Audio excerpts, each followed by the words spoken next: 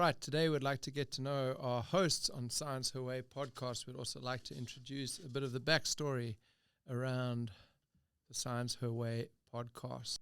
I am host Robert Pritchett. And I'm Kelly Pritchett. And I'm Anna Freire, and absolutely, we want you to feel that you are part of our community. So today it will be all about presenting Science Her Way and give you a taste on our podcast. So whether you're a fellow scientist, a student, a health enthusiast, or someone curious about science, you're in for a treat. Today we're pulling back the curtains and inviting you into our world.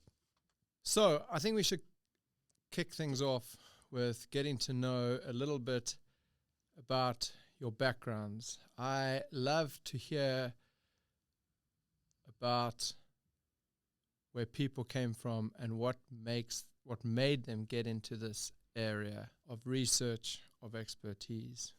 What was your path? What made you the faculty member you are? Kelly? Yeah, that's a great question. So I was a collegiate swimmer at the University of Alabama. And as an athlete, we had a dietitian come in to speak to us once about nutrition. And that was probably the last time we saw her. And I guess from that time on, I really got curious about nutrition and what its impact would be on performance. And through a lot of mistakes that I made as an athlete, it really kind of drove that curiosity. And so, long story short, I went on to do a master's in kinesiology, then realized that, I should probably go back and do my dietetic internship. My undergrad was in nutrition. At the time, I just didn't want to do a year unpaid internship. And so did the master's in kinesiology, then went and did my dietetic internship. And during that time, I was fortunate enough to have a graduate assistantship position through the aquatic center that paid for not only my internship, but paid for some PhD courses, and I had no intention of continuing on that path, but I worked for a little bit in the hospital and really didn't enjoy the monotony. I like to have some change, and so my mentor said to me, he said, give it a few weeks in clinical and you'll be back. So that's kind of, I guess, how my journey started. What about you, Anna? Well, I'm from Brazil. That's why you are hearing this weird accent. I'm a physical therapist as a background. And during the first year of PT school, I had a great mentor that introduced me to research. And I think that's when I knew that I didn't want to go into the clinical path route. I wanted it to do research. So I was very lucky to have that mentor exposing me to a lot of research experience. And she was this amazing researcher. So it was such a great first contact with research. Then I knew that I wanted to go into an academic path. So I did my master's in pulmonary rehabilitation and moved on to a PhD as well, also in the PT area, continuing my studies on pulmonary conditions and exercise applied to patients that develop cardiorespiratory diseases. And since 2022, I decided to move to the U.S. and try something different. So now I'm here at Central Washington University as a faculty in the health science department. How about you, Robert? Well, like Anna, I share the Southern Hemisphere with her, and I'm from South Africa. I think my passion started in high school, where we did a work-study week, and my dad set me up with Dr. Tim Noakes, and we went into I met Dr. Tim Noakes in the basement of the University of Cape Town, a basement lab at the University of Cape Town, and he had elite cyclists, and he was doing muscle biopsies. And I just thought it was fascinating, one, taking muscle biopsies, two, I think he was looking at lactate kinetics in the skeletal muscle, and it was probably beyond me, but it really sparked a inquiry, I suppose. And then I was lucky enough to get a track and field scholarship over in the States, and I probably had forgotten about that experience, didn't really know what I was going to study, and found myself back in exercise science. And I had a fantastic mentor by the name of Mac Green, and he took me under his wing, and I got involved in the lab, and I did some VO2 max tests for him, and then went on and did my master's. And I think during my master's I really got a taste for research, and he was just an amazing mentor and gave us a lot of responsibilities, and we spent a whole summer collecting data in a makeshift environmental chamber. We're looking at sweat lactate responses, and if I hadn't have met Matt Green, I don't think I'd be where I am today, because he was just such a fantastic mentor, and he catapulted me onto a PhD. And then I met my lovely wife during a PhD, and we moved out to Central Washington University together.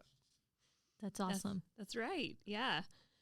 So I think a common theme for all three of us is that we all had a mentor that played a really big role in our career path. And I just think that's not always the case for a lot of folks in academia. So I feel very fortunate. Yeah, that's true. I think if we could give a piece of advice for people wanting to go that route, do a little bit of research on possible mentors, do a little digging, talk to fellow students, people who work with that person, because they will play a huge role in your lives. I was fortunate enough to have Dr. Pacagnelli, so that's my mentor during PT school, and then luckily I changed institutions to do my master's and my PhD, and then Dr. Ramos took me in her lab, and then fortunate enough I was able to do a postdoc with a different mentor. So I think all that exposure to different styles of mentorship, different expertises were so relevant and really set me for a path, I think, to success, because I was able to get the best of each one, I think. So that was really good. Yeah, I think students need to use their resources.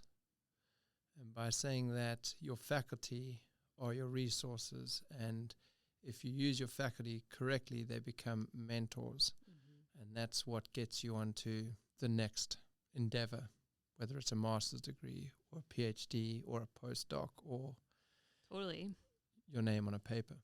Oh, yeah.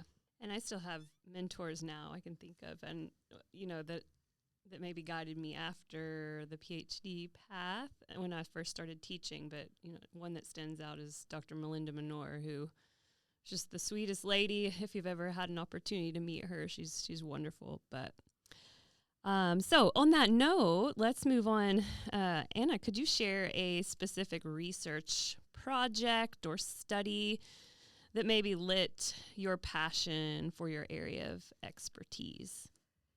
Yeah, so as I mentioned, I was lucky to get exposure to research since my first year on PT school, and the first research that I was involved was regarding analyzing respiratory devices for people that went through cardiac surgery. And so after ICU care, there's a lot of lung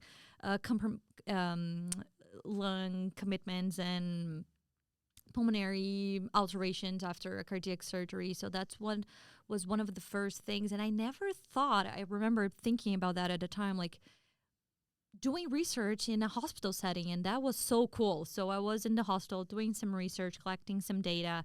But I think my first big research project that involved grants, that involved a larger aspect of research, was during my master's degree, where we evaluated the consequences of passive smoking. So we were analyzing smokers, but we are also concerned about their family members, so secondhand smokers, and we evaluated the mucociliary clearance of passive smokers. So that's our first line of defense for our upper respiratory tract. And we saw that passive smokers had the same damage in mucociliary clearance than active smokers. So that was a really impactful thing. And at the time, I was also working at a smoke cessation program, and that was our main sample at the time. So, and then we were able to share the data with those patients, and they were so stunned about the data, like thinking about their family members and thinking about all the damage that they were causing. And so that was the first time that I thought, hey, research, it's not just about the science itself, it's also about sharing that knowledge and giving that back to the community so we can do something about it, right? So I thought that that was the coolest thing ever, and it became an important topic of our smoke cessation program to talk about the consequences, not just for the smokers, but also to the families. And I think that was when I knew, said, well, this is for me. I want to do this for the rest of my life. Basically, that was it. How about you, Robert? Yeah, I mean, I think I have a series of experiences that has kept me going in the field and kept me passionate in the field. That first experience that I shared with you of working with Mac Green at Western Kentucky University, we looked at sweat eccrine gland responses, or sweat output in male and female cyclists, and we had a makeshift environmental lab, and we were taking sweat samples, and we also coupled that with rating of perceived exertion responses in a hot environment versus a cool environment. And we published 4 papers out of that one data collection. And I was just a master's student, and I came out of my master's program with 4 published papers. And I thought, wow, if I can help out, maybe you could say ride Mac Green's coattails, but be a big part of the research process and have 4 papers published, this is something that I enjoyed the process and I enjoyed the outcome. And I was, it was really catapulted me onto being able to do a PhD. And then during my PhD, I think my dissertation was something I really got excited about, and that was looking at sweat responses and thermal responses in athletes with a spinal cord injury. And we had a group of wheelchair basketball players that were on campus, and we looked at thermal responses during a graded exercise test, and we tried to find a thermal threshold in these athletes. We also took sweat lactate, or actually eccrine gland responses above the lesion and below the level of lesion. And then we also implemented a artificial sweat because athletes with a spinal cord injury do not sweat below the level of injury. So we introduced this spray bottle and artificial sweat to help them try and dissipate the heat, and we try to determine whether we could change that thermal threshold or that point of uncompensable heat strain in these athletes. And it got a lot of readership, it got a lot of notice, because it was one of the first papers done in this group of athletes, or series of papers done in this group of athletes.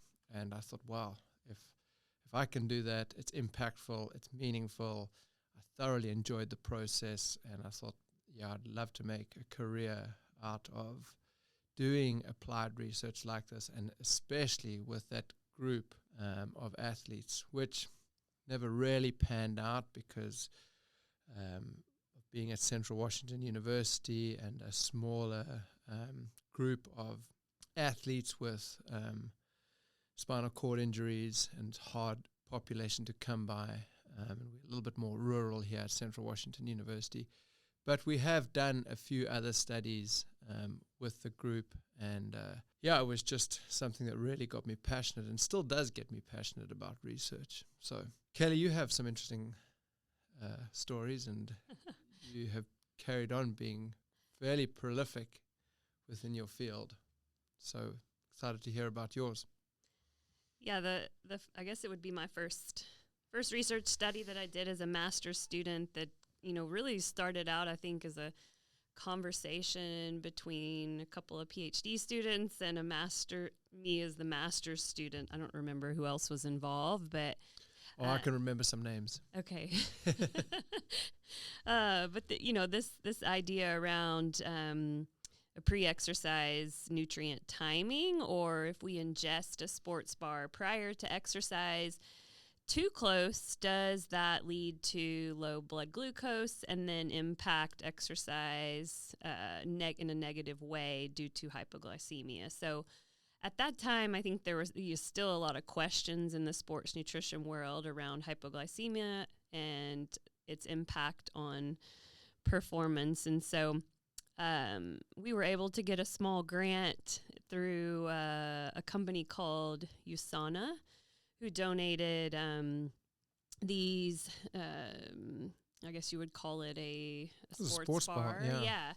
And so we manipulated the pre-exercise timing, gave the bar 15 minutes prior to a high-intensity intermittent cycling protocol, and 45 minutes, and then we had a control trial. So it was a randomized counterbalance crossover design. But this protocol was really intense in that subjects would come in and they would cycle for 5 minutes at 60% of their VO2 max, followed by 3 10-second wing gaits with 50 seconds active recovery in between, and they repeated that 6 times. And so one of the things that I really learned was about subject dropout during this study.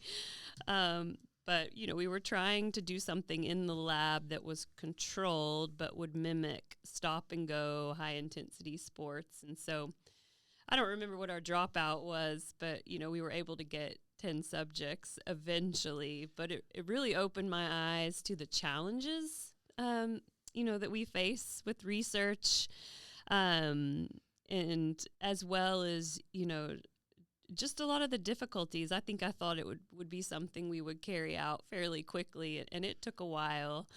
And then you get into the writing process, you submit your paper, and you get feedback from the first, 2 to 3 reviewers, and probably drop a few curse words after you see their comments. But I think it was just the challenge around that first experience, and like this idea of something that, you just had to keep working at, chipping away, really got me excited. Yeah, I feel like that was the first project that you and I actually did together. Yeah. And I do remember recruiting subjects from the University of Alabama triathlon team. That's right. And we had this one guy come in who was sort of quite the triathlon stud, and he couldn't finish it, and we were like, "Whoa, that's crazy!" But a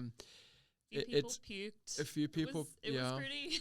But you realize how much time you invest in each human subject, and that this applied research process.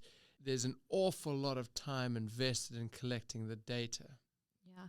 It's very challenging because I do have friends that work with animal models, and sometimes I feel that would be so much easier to have the rats at your disposal at any time. But I think one of the things that we also have in common is we are very interested in how all of those results could change our clinical practice. So how all of that knowledge changes what really happens with patients, athletes, general population. So I think that's really cool and one of the most amazing aspects of research itself. Kelly, you alluded to this, but is there, or maybe Anna, is there a project where you had to overcome major obstacles?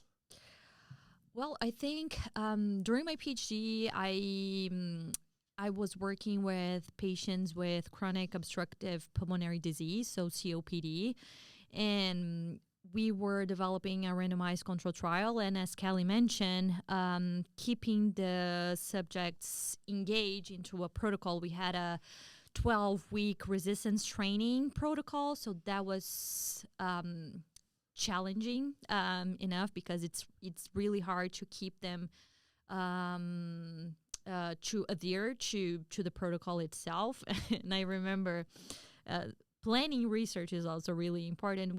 I remember we had a lot of blood data collections. We had CK evaluations, a lot of inflammation outcomes after the protocol. And one of the blood samples we had to collect 4 days, 4 consecutive days, right? And we have not planned that well enough because the 4 days were going to be Thursday, Friday, Saturday, and Sunday. And then the patients were like, hey, I'm not coming here on a Saturday and on a Sunday. And I said, well, but we really need you. And he said, well, most of them were like, I'm not coming.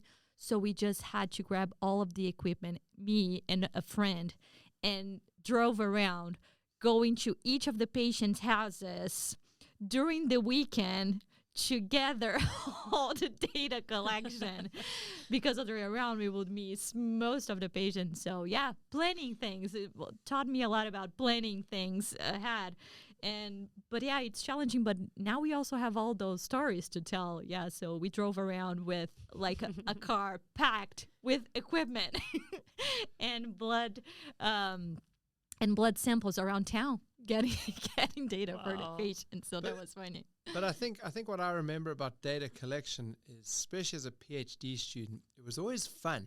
Mm-hmm. It was always fun with the subjects that you had recruited. You kind of created this relationship with them. You always had fun with them outside of around the protocol. Mm-hmm. And then especially with your fellow colleagues, your PhD colleagues, it was always kind of a social time and a fun time. I mean, I remember in Moore Hall at the University of Alabama spending hours in the lab, and it was always, I always think of it as a favorable, fun experience.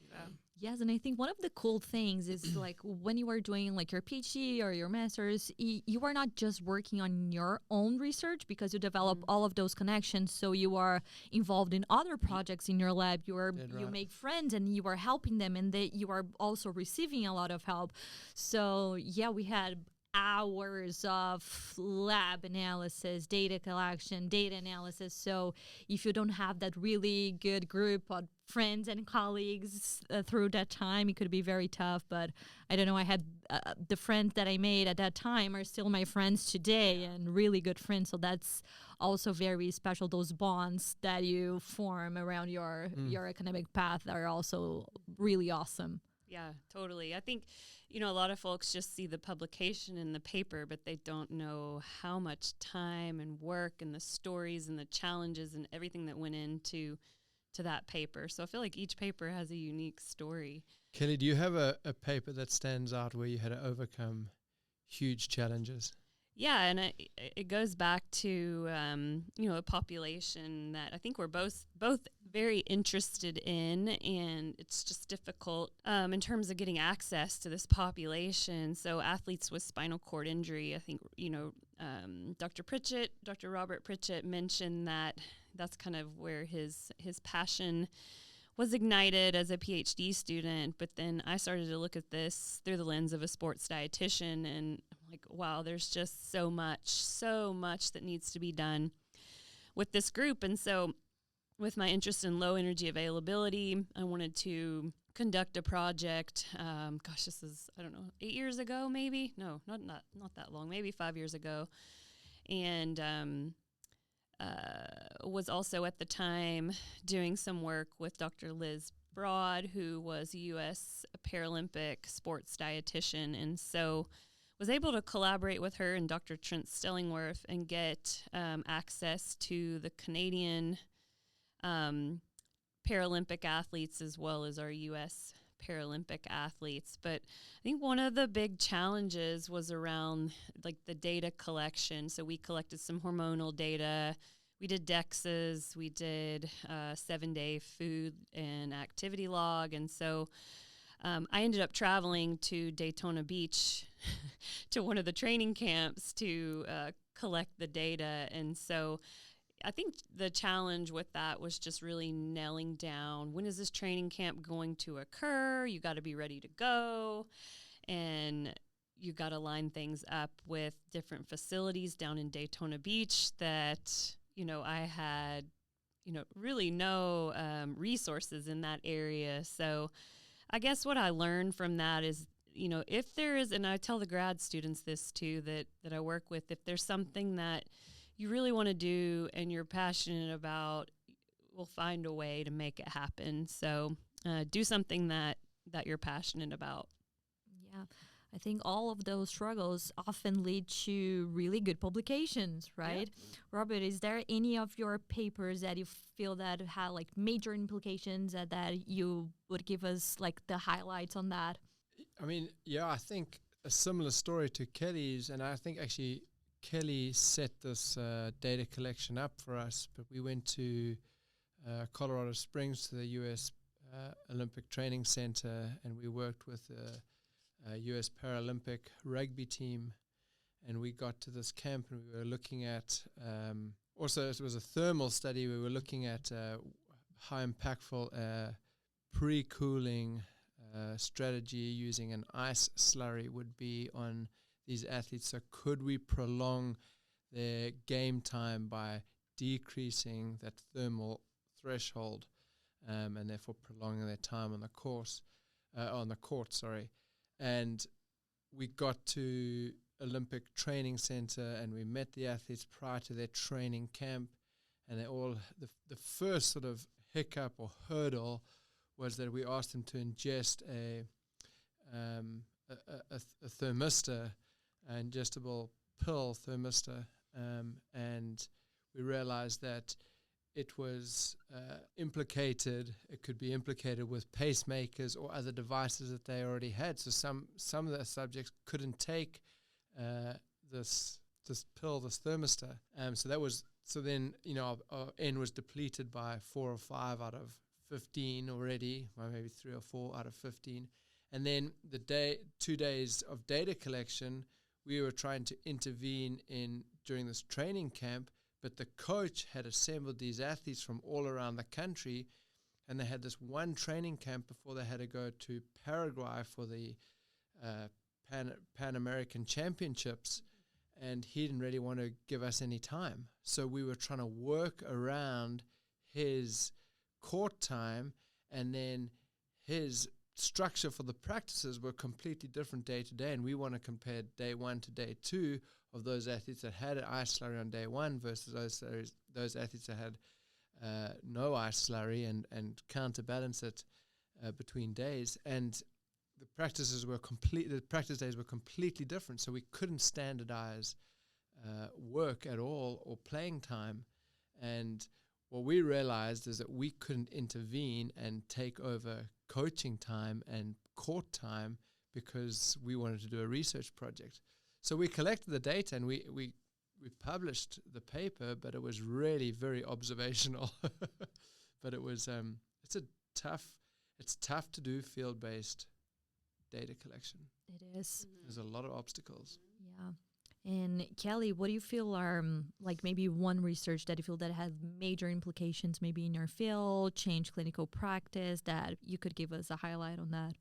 Yeah, I would say our vitamin D supplementation study with athletes with spinal cord injury, where we, again, working with the same group of researchers, the U.S. Paralympic team and Liz Broad, but we gave a sliding scale vitamin D supplementation protocol that was based on the athlete's vitamin D level.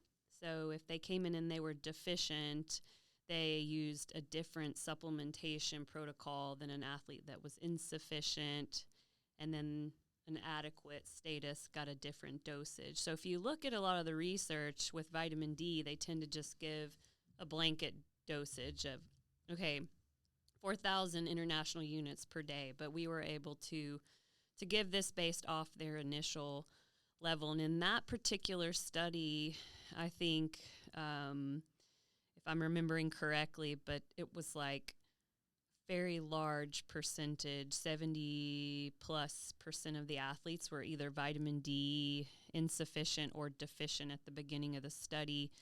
And at the end of the study, 96% of the athletes had an adequate vitamin D status. and 60% of the athletes improved their hand grip strength. So to me, that, I feel like that protocol, which is the USOC's vitamin D supplementation protocol, I think we know it works. That's awesome. We've talked a lot about research. Let's move on to teaching, and how does your teaching life intersect with research?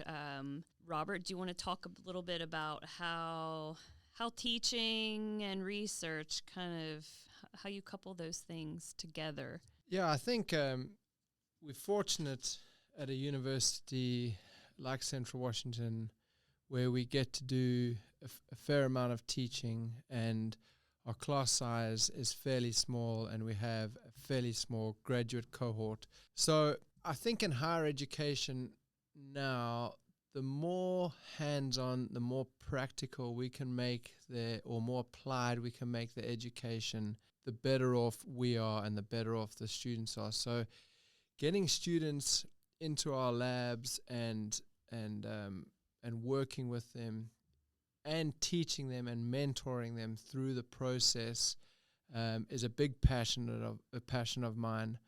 I feel like we spend a lot of time mentoring students through the research process, and then taking that into the class and disseminating the results that the students have collected or the students have been part of is a big part of my instruction. So what's your favorite class that you teach? If you could teach one class for the rest of your academic career, what would it be? Certainly physiology of exercise. Okay. How about you, Anna? I think teaching and research play a significant part of our day and time. I think for my classes, I do have classes that are more clinically related, like applications to clinical practice and to rehabilitation sciences. So I feel that like a strong message that I always try to include during my teaching courses is the relevance of evidence-based practice. I was fortunate enough to have a mentor at the University of Sydney, Dr. Mark Elkins, that taught me so much about how to integrate research into the best decision to our patients, in my perspective as a rehabilitation professional. And I learned so much about that, how to apply all the data that we have on research, because sometimes that's not easy for clinicians to translate that knowledge that we have in research to their clinical decisions. So evidence-based practice integrates not only the best evidence that we have, but also your clinical expertise and also the patient's preference, because sometimes that's not integrated at all in clinical decisions when we are trying to decide between treatment A or treatment B. So integrating, I try in my classes to show students that are going to be future healthcare providers how to integrate all of those three aspects: best research, but also their clinical expertise, and also patients' or clients' preference into their clinical decision. So I think that's a big part of it. Mm-hmm. Yeah, I definitely agree that one thing that I do think is an art is when we are able to take that scientific information and present it in a manner that's simple for our students or simple for our patients to understand. And so that's really the goal for me personally when it comes to teaching and sharing information. I may not always be able to do it, but I feel like it's always, that is definitely the goal. Yeah. I also feel that sometimes I don't know, during my formation years, during my academic path, I felt that I didn't always have that information on how to integrate it. I feel that it was very fragmented, like the knowledge in research or application into practice. So developing that critical sense on also evaluating good quality, what is a good quality research paper, what is not, because sometimes students feel that just because it's published, it means that it's good, and that could not be further from the truth. Actually, we do know that about, 80% of everything that is published, it's not going to be research that it will be useful for you to make a clinical decision. So that's, I think, a very important thing for people to start differentiating, maybe getting our students to think a little bit more deeper on the quality of the research itself and how to differentiate what is going to be actual useful to make a clinical decision when we are trying to decide between treatment A, treatment B for a patient or a client. I think being critical consumers of information is something we really need to give our students, because there's such an easy retrieval of information nowadays, and giving them a practical hands-on experience of working with human subjects, assessing human subjects, and disseminating those results is a massive positive experience we can give our students. Yeah.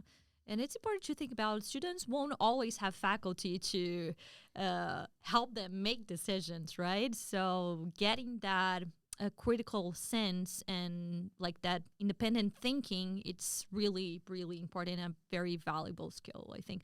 And of course, you'll get a lot of those information opportunities here at our podcast.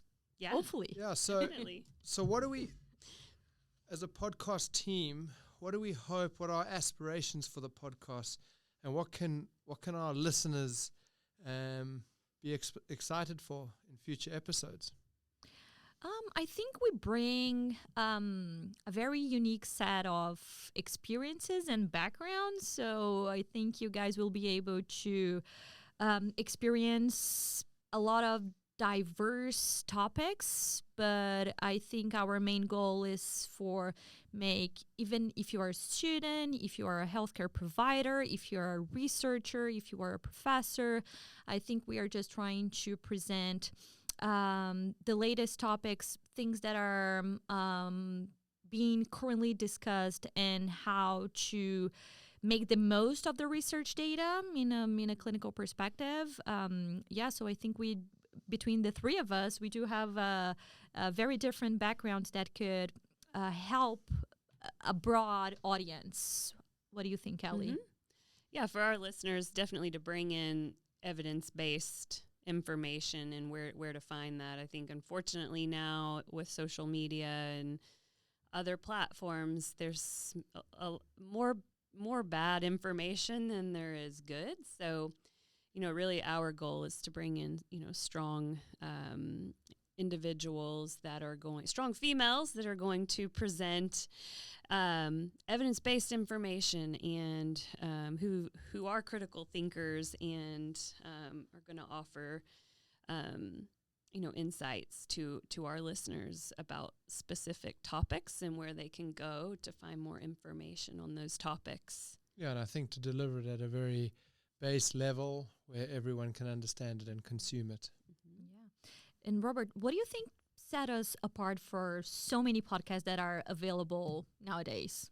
Well, I think we have two experts, both Anna and Three. Kelly, and then you have Robert over here, the he and the her. I think we have a unique set of skills that we can offer our listeners and deliver it at a good level. Yeah. What do you think, Ellie? What is our difference between, there are so many podcasts available now. What should our audience listen to us and prioritize our Science Hooray podcast?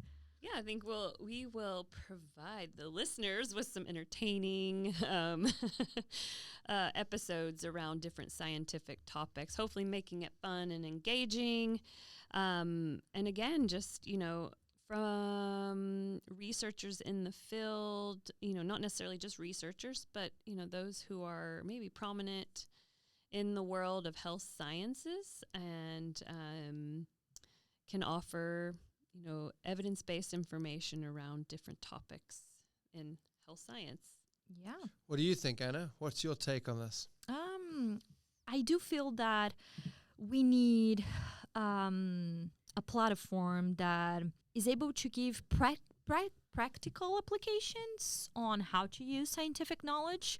So sometimes building that bridge between the research data and the clinical application of that is really hard. Interpreting the data, it's a tough job.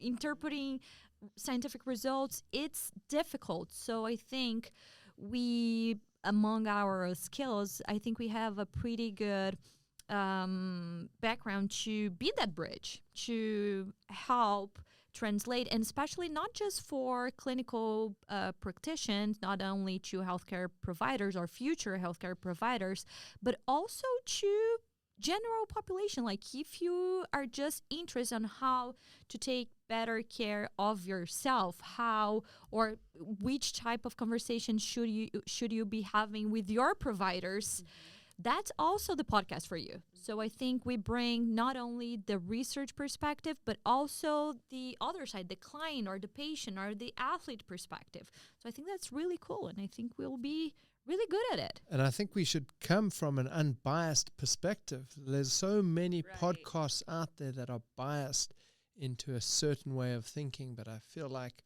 this group of three here will come from a non-biased perspective and present the results as they are and interpret them from a scientific perspective. Yeah. And to roll up our first episode, Robert, do you want to share the story on how did we come up with this idea? Do you remember how we came up with this idea of? Well, I think we were all walking to Starbucks, Yes. and we thought that there was a need for. I'm very lucky that I get to walk alongside a very prominent, very productive female every day, and then recently, within the last couple of years, we were joined by Anna here at Central, and she's a very productive, prominent female. And I think we just thought that putting you two together on a platform would be beneficial for everyone that was willing to listen in. Yes.